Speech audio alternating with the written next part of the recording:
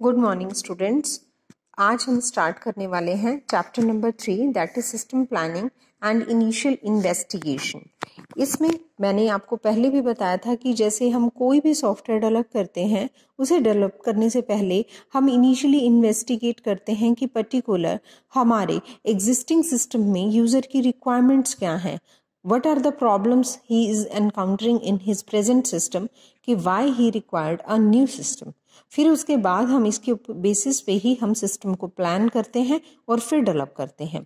तो हम इसे स्टार्ट करते हैं। तो सबसे पहले हमारी एम्स क्या हैं सिस्टम प्लानिंग और इनिशियल इन्वेस्टिगेशन के?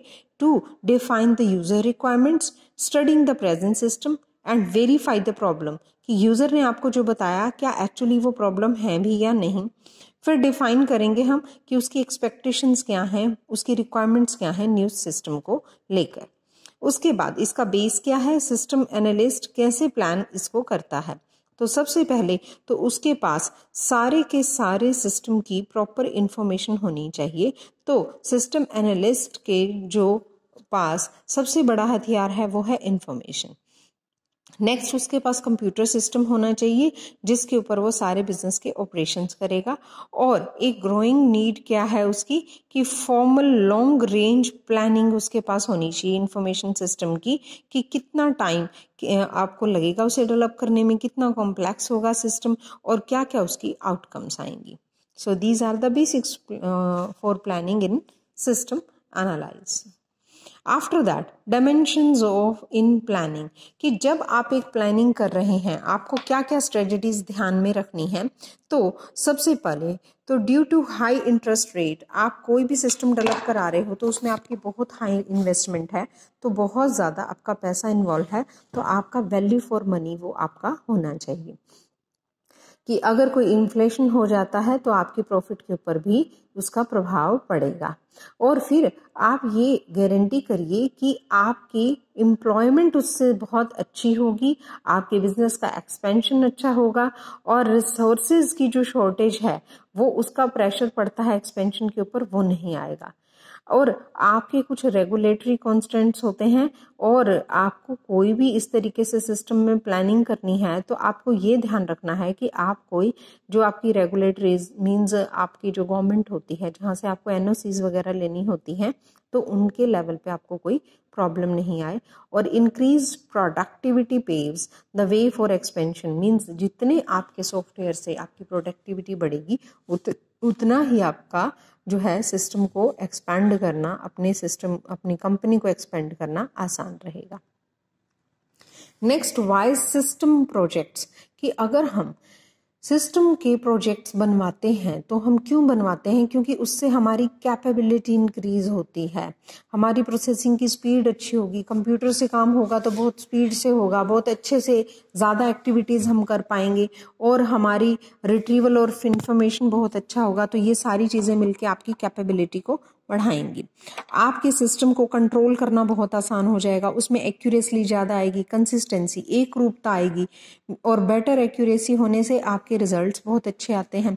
आफ्टर दैट आपके लिए कम्युनिकेट करना बहुत आसान हो जाएगा और फिर बिजनेस की एक्टिविटीज़ को इंटीग्रेट कर सकते हो, क्योंकि टाइमली अगर आपको कम्युनिकेशन होता है, इन्फॉर्मेशन मिलती है तो आपकी बिजनेस की एक्टिविटीज़ सारी बहुत फास्ट हो जाती हैं। आपके प्रोग्राम की या आपके काम करने की कॉस्ट बहुत ज़्यादा कम हो जाएगी।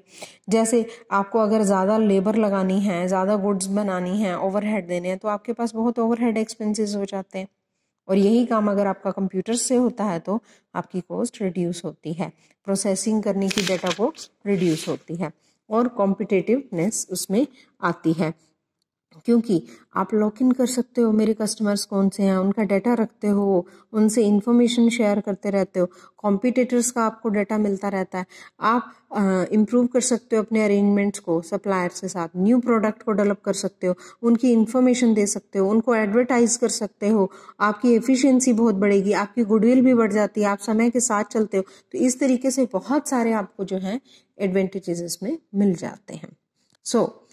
जब आपने प्रोजेक्ट डेवलप करने के लिए सोच लिया तो आपको वो प्रोजेक्ट की रिक्वेस्ट मिलेगी कहाँ से? आपके पास 4 सोर्सेज हैं जहां से आपको ये प्रोजेक्ट की रिक्वेस्ट आ सकती है। 2 इसमें इंटरनल फैक्टर्स हैं और 2 इसमें आउटर फैक्टर्स हैं। जैसे टू इंटरनल फैक्टर्स की बात करें तो जो लोग सिस्टम बनाएंगे वो उनकी रिक्वेस्ट आपको तो डिपार्टमेंट के मैनेजर्स से मिलेगी।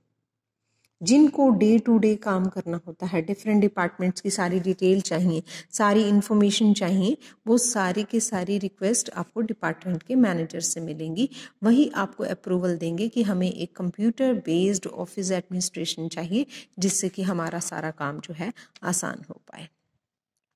आफ्टर दैट हमारे टॉप लेवल मैनेजमेंट की अगर हम बात करें तो सीनियर एग्जीक्यूटिव्स आपके बैठे होते हैं, जिसमें president, vice president, etcetera, CEOs होते हैं, जो एक ऑर्गेनाइजेशन के लिए डिसीजन मेकिंग करते हैं, लॉन्ग टर्म प्लानिंग्स बनाते हैं।